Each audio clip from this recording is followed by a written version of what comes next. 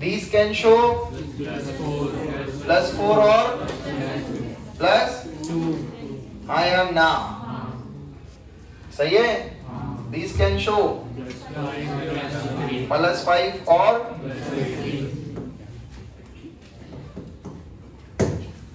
कोई डाउट? चलिए, तो बेसिकली इनर्ट पेयर चालू करते हैं। चलो, इनर्ट पेयर इफेक्ट में चेक कर लेगा। इनर्ट पेयर इफेक्ट में हम लोग क्या पढ़ने वाले हैं, क्या देखने वाले हैं, देखिएगा सब लोग। कौन कौन से ग्रुप के एलिमेंट है? 13, 14 और 20। तो यहाँ पर हम स्टेबिलिटी ऑफ ऑक्सीडेशन स्टेट की बात करने वाले हैं। एक हायर ऑक्सीडेशन स्टेट है और दूसरी लोअर है, हाँ या ना। तो ऊपर से नीचे जब आ रहे हैं तो हमारा ध्यान कौन से पीरियड के एलिमेंट पे गया? 6 पीरियड के एलिमेंट पे गया। तो देखिए, ऊपर के जो एलिमेंट होते हैं उनमें हायर ऑक्सीडेशन स्टेट स्टेबल देखा गया। जैसे जैसे नीचे आए कौन सी स्टेबिलिटी बढ़ गई? तो नीचे देखा गया कौन सी स्टेबल है 6th पीरियड के एलिमेंट में, बाकी सब में हायर। इतनी बात सभी को समझ आई? तो बेसिकली इसका हम लफड़ा चेक कर रहे हैं, इसकी वजह क्या है, सभी को बात समझ आई? चलिए, इसकी वजह आपको दिखाते हैं क्या। तो देखो, इन सब कॉन्फ़िगरेशन में एक कॉन्फ़िगरेशन कॉमन है, कौन सा? NH2 मींस ये पेयर ऑफ इलेक्ट्रॉन्स है, हाँ या ना? बताओ, लास्ट वाले में ये पेयर ऑफ इलेक्ट्रॉन दिख रहे हैं क्या तुम्हें? दिख रहे हैं मतलब ये निकलते हुए दिख रहे हैं क्या? बोलो ना। इस वाले में दिख रहे हैं क्या निकलते हुए? फील आ रहा है क्या कहना चाह रहा हूं? इस वाले में दिख रहे हैं क्या निकलते हुए? बोलो ना। नहीं, निकलते हुए दिख रहे मतलब अगर सारे निकल जाते तो +4 होना चाहिए था स्टेबल, हाँ या ना? कौन सा ज्यादा स्टेबल है? इसका मतलब ये पेयर ऑफ इलेक्ट्रॉन उस रिएक्शन के दौरान पार्टिसिपेट कर रहे हैं क्या? जो चीज पार्टिसिपेट नहीं करती वो कैसी बन जाती है, उसको क्या बोला जाता है? क्या बोला जाता है? तो ये पेयर क्या हो गया? उसकी वजह से क्या दिखा? क्या इफेक्ट दिखा? स्टेबिलिटी ऑफ, हाँ या ना? कौन से पीरियड के एलिमेंट में? सभी को चमका और चमकाते हैं। मान लो ये क्या है आपका न्यूक्लियस, क्या है ये? इनर इलेक्ट्रॉन्स है, हाँ या ना? अब आउटर मोस्ट शेल में कौन से हैं? NH2 NP1। कौन से हैं? है या नहीं है? 6th पीरियड के केस में अंदर के जो इलेक्ट्रॉन्स आते हैं वो 4f इलेक्ट्रॉन्स होते हैं। कौन से होते हैं? 4f इलेक्ट्रॉन्स की शील्डिंग, f इलेक्ट्रॉन्स की शील्डिंग स्क्रीनिंग कैसी, स्ट्रॉन्ग या पुअर? पता है क्या? किसकी सबसे ज्यादा होती है? याद आ गया? S P D F। दूर जाते जाते तो शील्डिंग पुअर होती है, हाँ या ना? तो बताओ इनकी शील्डिंग कैसी? पुअर। तो एकदम से न्यूक्लियस कौन सा फैक्टर बढ़ाएगा? कुछ याद है तुम्हें? जेड इफेक्टिव मतलब अट्रैक्शन या रिपल्शन? एकदम से अट्रैक्शन बढ़ा, हाँ या ना? अट्रैक्शन बढ़ने से कौन से इलेक्ट्रॉन को इसने पुल करा? कौन से इलेक्ट्रॉन्स को पुल करा? तो बताओ NH2 इलेक्ट्रॉन क्या अब बॉन्डिंग में पार्टिसिपेट लेंगे? क्या NH2 इलेक्ट्रॉन यहां से बाहर निकल के जा सकते हैं क्या? तो ये कैसे कहलाते हैं? कैसे इलेक्ट्रॉन हो गए? तो ये पेयर ऑफ इलेक्ट्रॉन्स क्या कहलाएंगे? अब जब इनर्ट हो गए तो ये रिएक्शन, ये निकलेंगे नहीं और ये निकलेंगे नहीं, तो फिर ऑक्सीडेशन स्टेट कौन सी बन गई इसकी? लोअर या हायर? सभी को चमका। इनर्ट पेयर इफेक्ट सभी को चमका। और ये कौन से पीरियड के एलिमेंट में देखा गया? Period, group. कोई doubt? All clear? Higher lower oxidation state की value, stability of oxidation state. ये किसका ऑर्डर लिखा है यहां मैंने? बोलो। स्टेबिलिटी ऑफ ऑक्सीडेशन स्टेट यहाँ कौन सी होगी स्टेबल? +5 या +3? बोलो। सब जगह यहाँ पर ज्यादा stable then but third period sixth period के एलिमेंट में कौन सी स्टेबल होती है? लोअर। कौन सी? और इसके ऊपर हायर वाली। हाँ या ना? सभी को चमका। वजह क्या है? दो वजह। पहली क्या वजह? वजह क्या है? Poor shielding of. उसकी वजह से क्या बढ़ गया उन एस पेयर ऑफ इलेक्ट्रॉन्स पे, और वो क्या बन गए? इसलिए कौन सी ऑक्सीडेशन स्टेट स्टेबल हुई? All clear? छापी। एग्जिस्ट और नॉट? बोलो। इसका मतलब हो गया थेलियम पे +3 और I पे -1। हाँ या ना? इसका मतलब है ऑक्सीडेशन स्टेट। ये तो सभी को समझा? बचपन में क्रिस क्रॉस पढ़ा था, याद है? फॉर्मूला बोलो क्या बनेगा? तो बताइए। Thallium iodide, thallium iodide having thallium oxidation state +3 exist और नॉट? बोलो एग्जिस्ट करेगा या नहीं? नहीं, नॉट एग्जिस्ट। हाँ या ना? क्या ब्रो? एग्जिस्ट और नॉट। थेलियम आयोडाइड एग्जिस्ट और नॉट, ये कंपाउंड एग्जिस्ट करेगा या नहीं? बोलो करेगा या नहीं? करेगा। देखना कैसे। थेलियम +3 में नहीं करेगा। हाँ या ना? तो थेलियम +1 में तो कर सकता है ना? आया ना? तो इसको अपन दिमाग लगा कर तोड़ते हैं। अगर मैंने Tl पे +1 लिखा, क्या लिखा? तो दूसरा क्या लिखूंगा? लगाओ दिमाग। I3। अरे कुछ याद आया क्या दया? I3 -1 कंपाउंड होता है नहीं होता? अरे इसका तो तुम पोस्टमार्टम पूरा कर चुके हो एग्जाम तक। तो बोलो, अब बोलो, थेलियम आयोडाइड एग्जिस्ट और नॉट?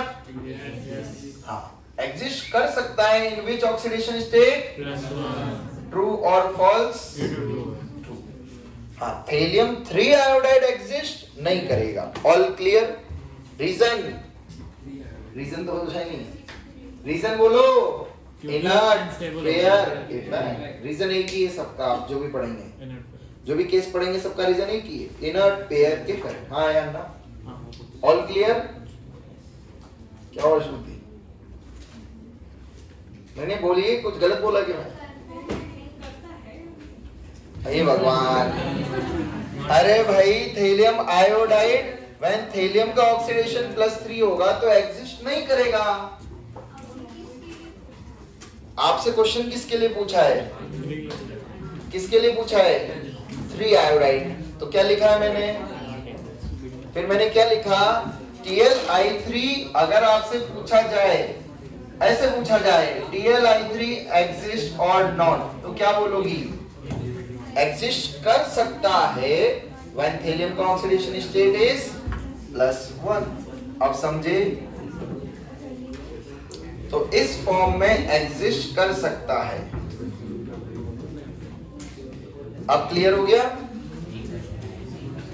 रामायण गादी पता ही नहीं लगा, राम ने रावण को मारा था।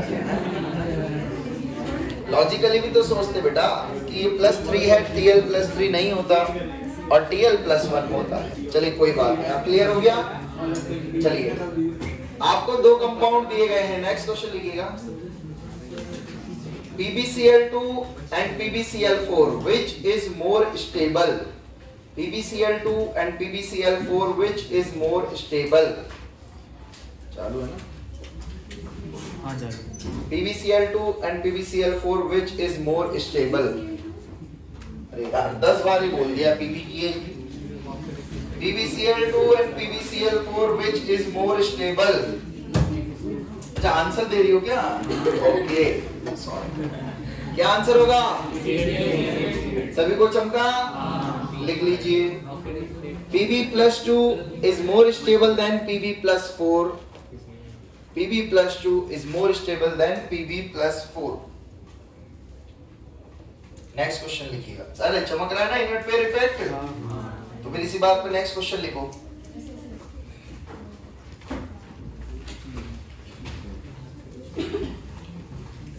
does PbI4 does not exist? Why does PbI4 does not exist?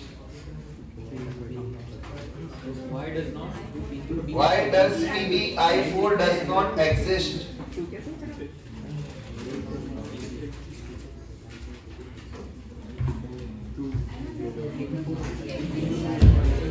बोलो। PbI4 मतलब क्या समझे? और हाँ या ना? ये स्टेबल होती है क्या? बट श्रुति देखना ध्यान से, बट ये क्या इस फॉर्म में एग्जिस्ट कर सकता है क्या बच्चों? हाँ या ना? बोलो। कर सकता है?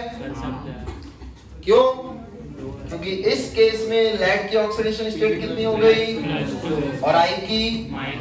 क्या Pb+2 स्टेबल होता है? होता है। तो अब आपसे ऐसे पूछा जाएगा PbI4 एग्जिस्ट और नॉट, तो अपन लिखेंगे स्टेबल और नॉट, नॉट स्टेबल, हाँ या ना? क्लियर है? कोई डाउट? लिख लीजिए।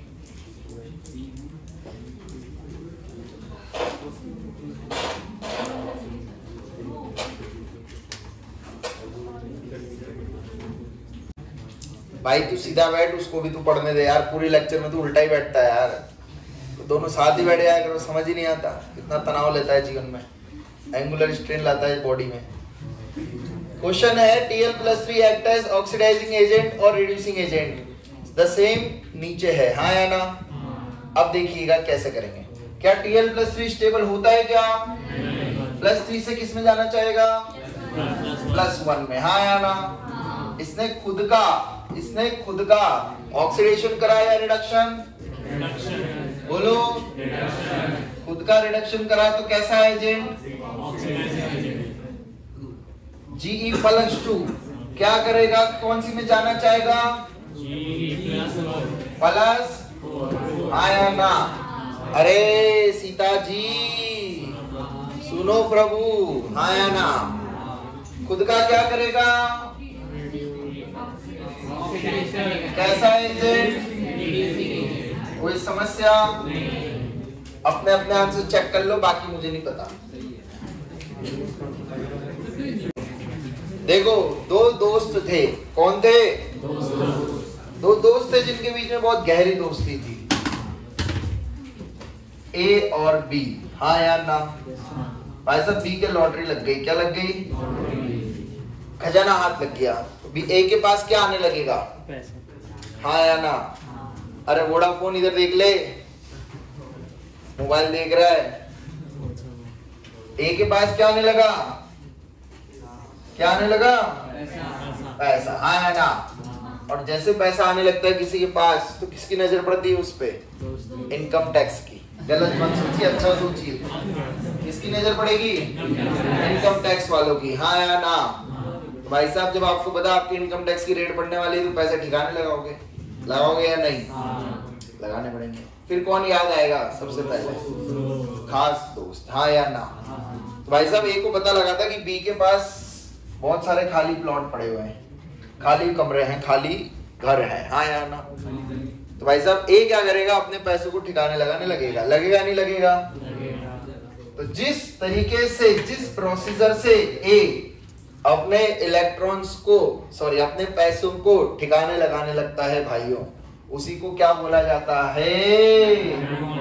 Back bonding. क्या बोला जाता है? कितने इलेक्ट्रॉन ठिकाने लगे एक टाइम पे? कौन से बॉन्ड से दिखाते हैं? कौन से बॉन्ड से? अरे बोलो तो। कोऑर्डिनेट बॉन्ड, हाँ या ना?